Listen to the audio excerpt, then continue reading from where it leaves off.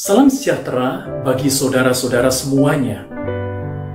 Saudara, saya pernah menyaksikan sebuah video yang mengisahkan tentang pertolongan Tuhan. Mungkin video yang akan saya ceritakan singkat ini, saudara juga pernah menyaksikannya. Saudara, di dalam video tersebut dikisahkan ada seorang prajurit yang sedang dikejar-kejar oleh pasukan musuh. Karena mereka sedang berada di dalam medan pertempuran. Musuh mengejar dia, sehingga dia masuk ke daerah perhutanan dan di sana banyak sekali gua. Lalu prajurit ini masuk ke salah satu gua. Dan ketika masuk ke salah satu gua, dia berdoa kepada Tuhan.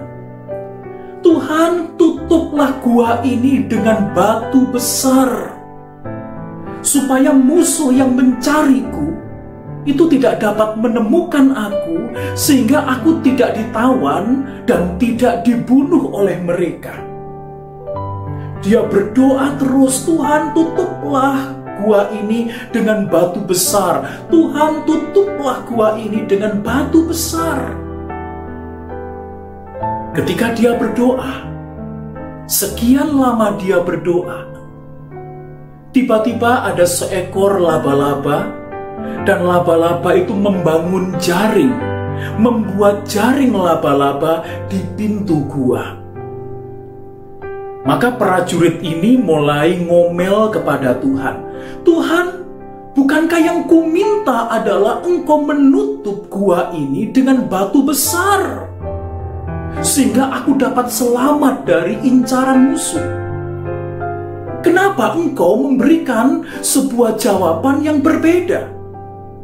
Kenapa ketika aku meminta Engkau menutup gua ini dengan batu besar, Engkau malah mengutus seekor laba-laba dan membangun jaring di pintu gua? Tentu musuh akan mudah sekali menerobos itu dan menangkap aku, menawan aku, kalau perlu nanti membunuh aku. Ya sudahlah, saya pasrah saja Tuhan. Dari kejauhan sayup-sayup ada beberapa orang dari satu pasukan itu mencari dari gua ke gua. Tidak ada. Gua terbuka lagi, didatangi oleh mereka, dijelajahi semuanya. Tidak ada. Setiap gua yang mereka temui tidak ada orang. Maka tinggallah gua yang di dalamnya ada prajurit tersebut. Tentu deg-degan. Tapi salah seorang dari pasukan musuh tadi mengatakan, "Nggak usah dimasukin gua itu, lihat.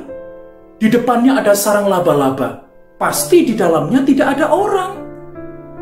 Karena kalau ada orang, pasti sarang laba-laba itu sudah robek. Karena orang itu menerobos masuk. Karena ada sarang laba-laba penuh seperti itu, pasti di dalamnya tidak ada orang. Percuma kita masuk, ayo kita pergi." Maka pasukan musuh itu tidak jadi masuk ke dalam gua yang ada sarang laba-labanya, karena mereka mengira di dalamnya pasti kosong. Mereka berlogika di dalamnya pasti kosong. Dan saudara tahu apa yang terjadi akhirnya? Tentara ini berubah. Tentara ini menjadi begitu percaya dan dia mengaku kepada Tuhan. Ternyata apa yang dia doakan belum tentu itu yang terbaik bagi dirinya. Dengan Tuhan memberikan sarang laba-laba, menurutnya itu dapat diterobos oleh musuh. Tetapi ternyata faktanya tidak demikian. Musuh di dalam video tersebut pergi karena berasumsi kalau ada sarang laba-laba berarti di dalamnya tidak ada orang. Selamatlah prajurit itu. Sarang laba-laba yang meskipun itu bukan doa dari prajurit itu, tetapi yang dari Tuhan, itu tidak pernah keliru. Jadi sarang laba-laba itu memberikan kita sebuah perenungan. bahwa apa yang seringkali kita mohonkan dan kita anggap baik, itu belum tentu baik bagi Tuhan. Kalau itu tidak baik di hadapan Tuhan, berarti tidak baik pula untuk diri kita. Tetapi yang dari Tuhan, meskipun toh itu terlihat tidak baik, namun itu baik bagi diri kita.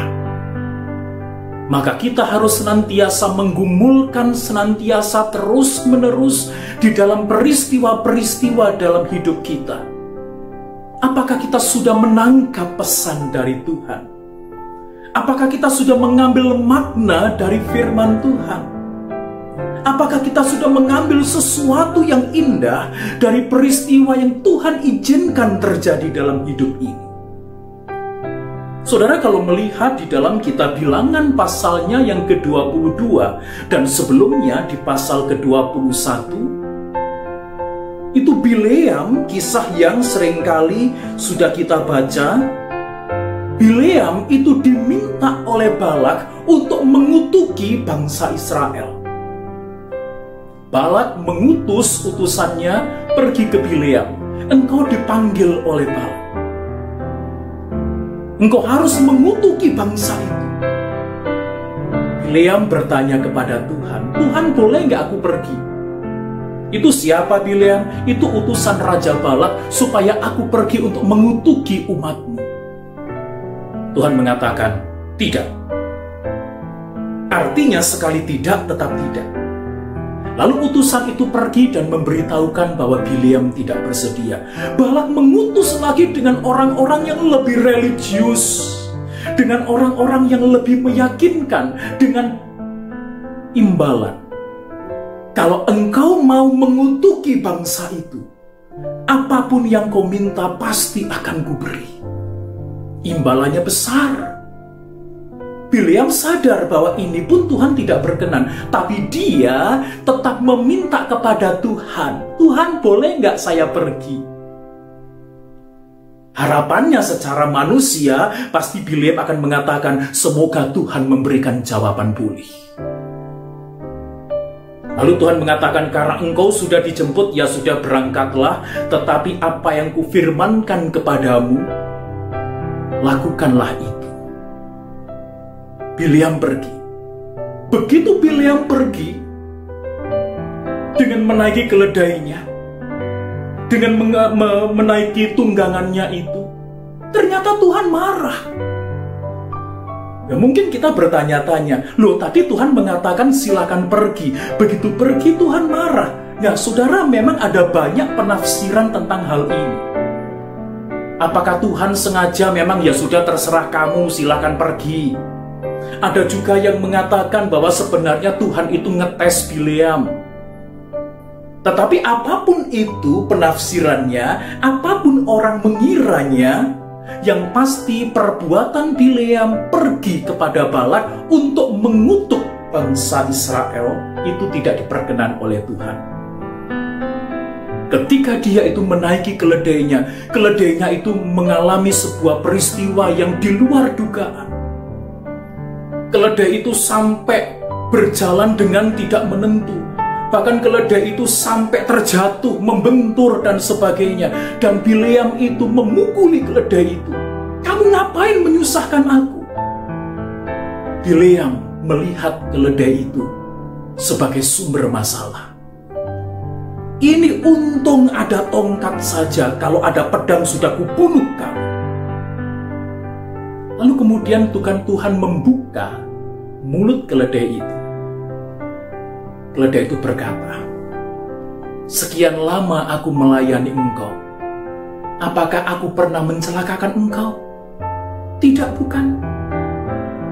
Apa yang kuperbuat bukan untuk mencelakakan engkau, hei Bileam.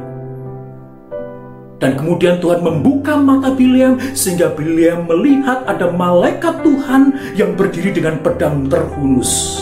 Dan itu yang dilihat oleh keledai. Makanya keledai tidak berani meneruskan perjalanannya. Melalui malaikat Tuhan menghadap.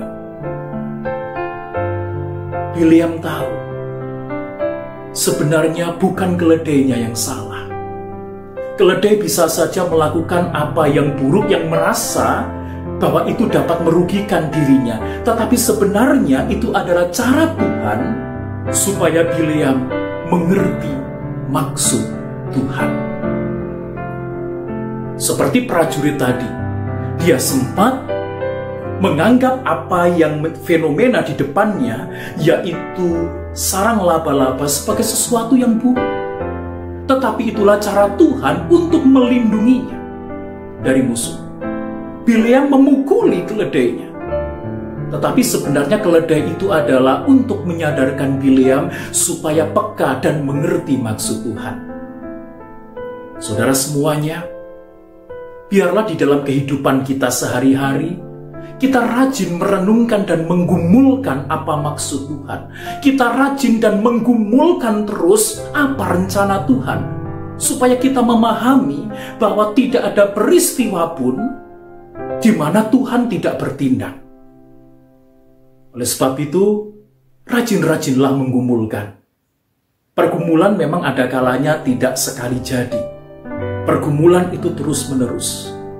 Tetapi berapa lama pun kita itu rajin menggumulkan kehidupan kita, peristiwa demi peristiwa kita renungkan, maka percayalah, maka saudara akan memahami bahwa Tuhan tetap ada dalam setiap peristiwa. Tuhan tidak pernah tinggal diam di dalam hidupmu. Mari kita berdoa. Terima kasih ya Tuhan, Engkau begitu baik kepada kami. Pertolongan-Mu memang tidak kami selami, karena pikiran kami yang terbatas. Mampukan kami ya Tuhan, untuk memahami pertolongan Tuhan, untuk memahami rencana Tuhan, untuk memahami penyertaan Tuhan, sampai kami ini mengerti bahwa Tuhan tidak pernah tinggal diam dalam hidup kami. Di dalam nama Tuhan Yesus kami berdoa. Amin. Salam sejahtera bagi saudara.